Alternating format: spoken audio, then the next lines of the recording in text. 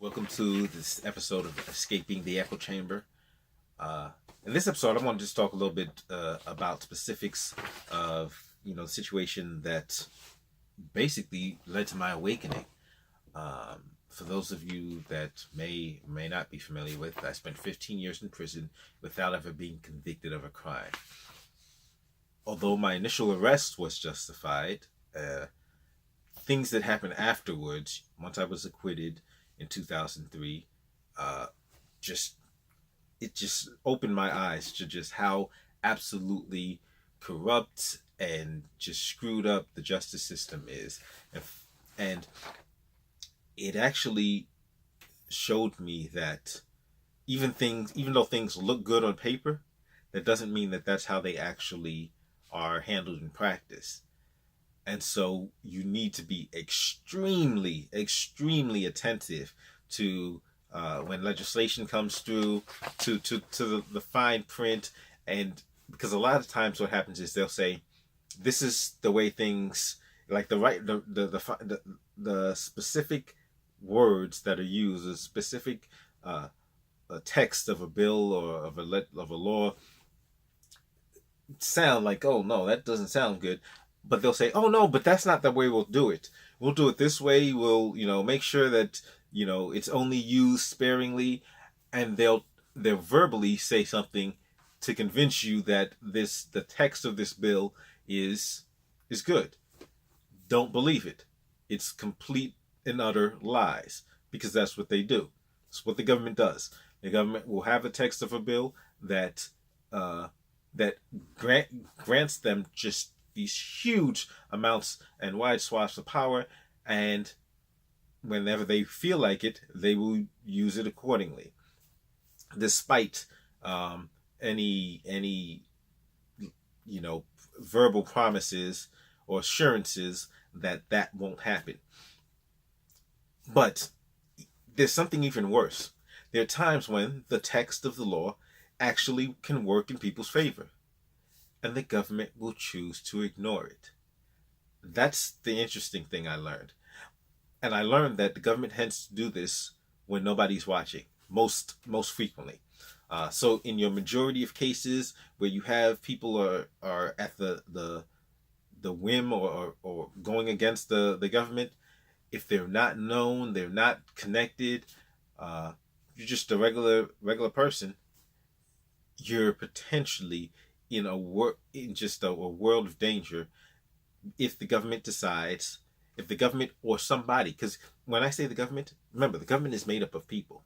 So if a prosecutor, if a judge, if a cop, if any one of these, if a state, federal government official decides they don't like you or they have something against you, they can now use all of that power of the government to bring it down upon your head.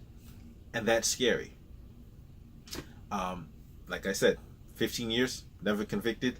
I felt it personally from multiple individuals who had their own reasons. But it's amazing how far it can go if government feels, hey, nobody's looking, we can do what we want. There's nobody to hold us accountable because we're the law.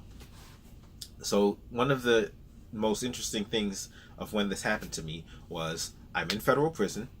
I file a habeas corpus. I'm being held in Massachusetts. I file a habeas corpus petition there against the warden of the prison, saying, hey, now he has to, for those of you who don't know what habeas corpus is, that means he has to bring me into the court and justify why I'm in custody. So I filed my habeas corpus. Meanwhile, my original case is in New York, the Eastern District of New York.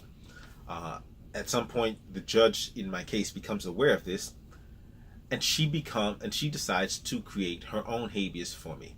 So while I'm in Massachusetts, the judge in New York, in Brooklyn, creates a new habeas for me. I don't know this. She creates a new habeas for me. Which you say, hey, that sounds good, because she's looking at it. But what she does is she creates this fake habeas corpus action. She then populates the docket sheet with entries from the other case and then does nothing to it. She doesn't have any hearings, doesn't have me produced, doesn't follow any of the procedures that are then attendant and required in a habeas action. What she does do is use this habeas action as the catalyst to get control of the other habeas. So now the other habeas is transferred from Massachusetts to Brooklyn. Now she is in control of both of these habeases. And the whole point I filed the habeas was because she wasn't doing her job. I was been filing multiple motions in Brooklyn trying to get a hearing. I was being ignored. The law is being violated. So I said, boom, this is another way for me to do it. I'll file this habeas over here, be in front of a different court, and now I can actually get heard. But she created a fake habeas, got the other habeas transferred to her, and then did nothing with them. And what I wanted to do was show you the text right here of the fake habeas. So if you look, it's kind of out of focus, but look right there. It starts with number 2. So right there you can see that it starts with docket entry number 2.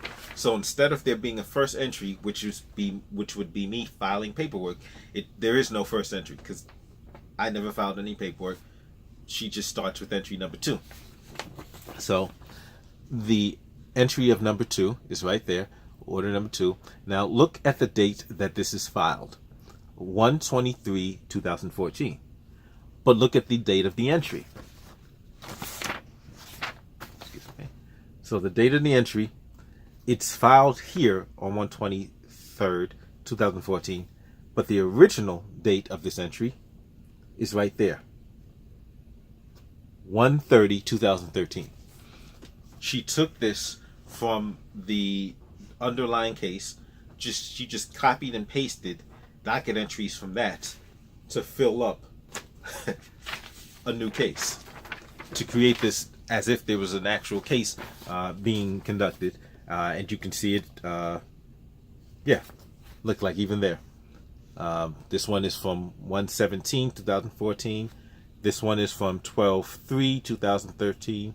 This one is from 12/2/2013. And these are all docket entries from my original case that she just copied and pasted into the text of this fake habeas corpus action. You can see here is the habeas corpus action. Comey versus United States of America. Petition for writ of habeas corpus. They filed, and like I've spoken to many people about this, and they're astounded that this could happen. They don't know how it could happen. They've never heard of anything like it. But it's amazing just how much and how far the government can go to violate its own rules, its own law, and not be held accountable. Because I didn't just let this go. I filed a complaint against her with the Judicial Council. Once I filed the complaint to the Judicial Council, Judicial Conference, Second Circuit, she ordered my release from prison. Well, my conditional release. So she still wanted to have control over me, but she did finally order my release from prison. And then the Judicial Conference wrote a letter back to me saying, basically, well, you're out now, so, what's the complaint?